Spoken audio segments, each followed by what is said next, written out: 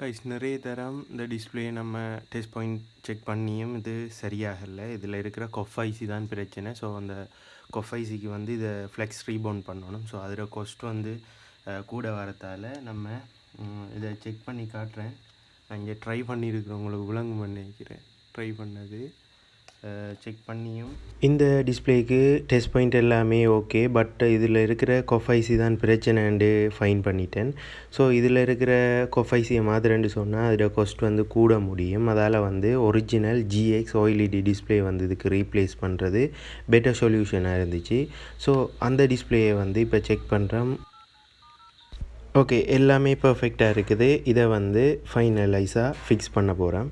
So வீடியோவை கண்டினியூஸாக பார்த்துட்டுருங்க. இந்த வீடியோ உங்களுக்கு பிடிச்சிருந்துச்சுன்னா லைக் பண்ணுங்கள், ஷேர் பண்ணுங்கள், மறக்காமல் சப்ஸ்கிரைப் பண்ணாமல் பார்த்துட்டு இருக்கிறவங்க சப்ஸ்கிரைப் பண்ணிக்கோங்க. அப்போ தான் நாங்கள் போடுற ஒவ்வொரு டெக்னிக்கல் வீடியோஸும் ஃபோன் சம்மந்தப்பட்ட எந்த ஒரு டெக்னிக் வீடியோ இருந்தாலும் அதை நீங்கள் இந்த லக்ஷ்மி டெக் சேனல் மூலமாக பார்த்துக்கொள்ள முடியும்.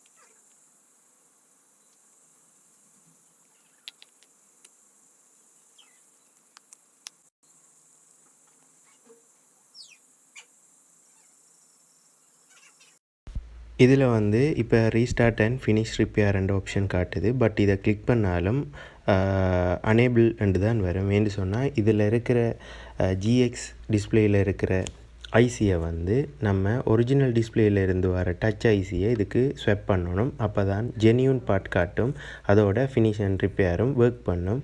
ஸோ இந்த ஜிஎக்ஸ் டிஸ்பிளேக்கு மட்டும்தான் இது ஒர்க் பண்ணும். அதோட ஓஇஎம் டிஸ்பிளே, அதாவது ஃபோன்லேருந்து ரிமூவ் பண்ணின ஒரிஜினல் டிஸ்பிளேக்கும் இது ஒர்க் பண்ணும். அதுக்கு வந்து ஃபோனோட வந்து ஒரிஜினல் டிஸ்பிளேயில் இருந்த டச் ஐசியை ஸ்வெப் பண்ண வேண்டி வரும். ஸ்வெப் பண்ண பிறகு அன்னோன் பார்ட்ன்ற மெசேஜ் வந்து இதில் பாப்பப்பில் காட்டாது. ஸோ இது வந்து ஜிஎக்ஸ் டிஸ்பிளே ஓஇஎம் டிஸ்பிளேக்கு மட்டும்தான் செய்ய இயலும். நார்மல் டிஸ்பிளேக்கு இது வந்து ஒர்க் பண்ணாது.